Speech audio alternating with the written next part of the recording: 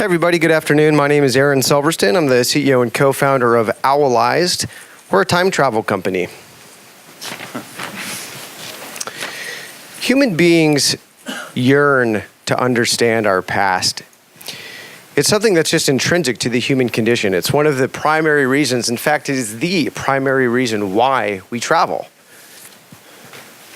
And when we visit these places, that we know carry such an important history, we will use whatever tools are available to us to understand what happened in those places. These tools might look familiar to you if you've ever done an audio tour or seen an interpretive sign. The problem is that this is Pearl Harbor right here. When you're looking out at this water, there's no way to really fully experience what happened right here. This was where the most pivotal moment in World War II for the United States occurred. In order to really experience it, you have to travel through time. And that's what we offer. This device is called Owl.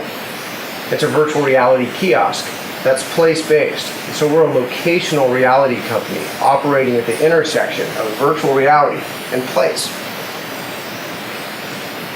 By looking through the owl, you can actually see right before your eyes what happened. In this case, during Pearl Harbor, during the bombing, you can look at the different formations of the planes in the sky. You can see what model plane it was. You can look around and advance to the next stage of the attack. You're augmenting reality with virtual reality in a way that no one else is doing. I wish you could hear the audio right now. You would hear this little girl saying, "Wow."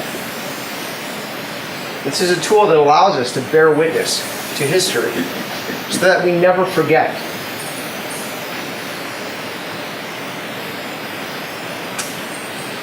As I mentioned, we combine virtual reality and place. And the business model is very simple. We sell tickets to the public to experience this virtual reality content. You buy your ticket, you scan it, you immerse yourself in the past. You pay $3 for that ticket. And we've built a unit economics model that has enabled us to determine the ROI for any given project site. We think we will be able to generate $400,000 a year per location, and that there are about 10,000 locations around the world that meet our criteria for those revenue returns, which is a $4 billion addressable market. This is within a $192 billion economy just in the United States. The domestic tourist economy is $192 billion. Globally, tourism represents 9% of GDP.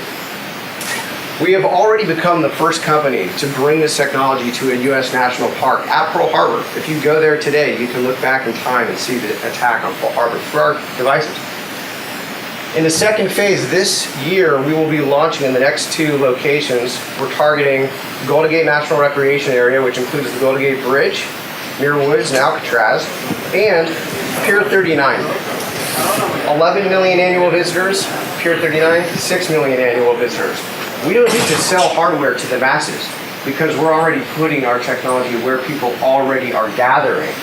So we're sort of inverting the typical business model of hardware on its head. Furthermore, HMDs don't work outside, and they're not meant for public use. So there's a whole untapped market segment in VR that we are the first to address, and we have a very strong first mover advantage being first in this country and lining up partnerships to distribute us overseas. We have a patent pending. We only have one real direct competitor in Paris, and we're about 2 years ahead of them. We've done about $500,000 in sales, mostly to government and marketing customers, but now we're really focused on tourism because we believe that's where the biggest opportunity is, and this is what our sales funnel looks like. There's $44 million in annual recurring revenue that we already have leads for and are targeting. $1.5 million of those recurring dollars we're in conversation with these clients right here, or these prospects right here, and we've closed $68K so far. This is our growth strategy. We believe that in 5 years, 4 years now, we can be a $100 million company. What does it take for us to be a $100 million company? We only need to be live in 100 locations around the world. 100 of those 10,000. and we've already identified which 100 they are. They're in this country. This is the best possible team to bring this to market. We represent over 40 years of experience in media, technology, manufacturing. Our executive advisory board includes the co-founder of MIT Media Lab, Michael Neymar, and the founder of UC Berkeley's Design Visualization and VR Lab, Lon Addison. We're raising $500,000 right now in a pre-seed round. We have an institutional investor, New Media Ventures. Sandhill Angels is also in. We've raised $285,000 so far to date in this round after raising $450,000 previously. We're currently being incubated at Skydeck at UC Berkeley, and we're applying for a second term there as well. So please join me. This is a remarkable opportunity to literally make history. Thank you. Thank you, Aaron.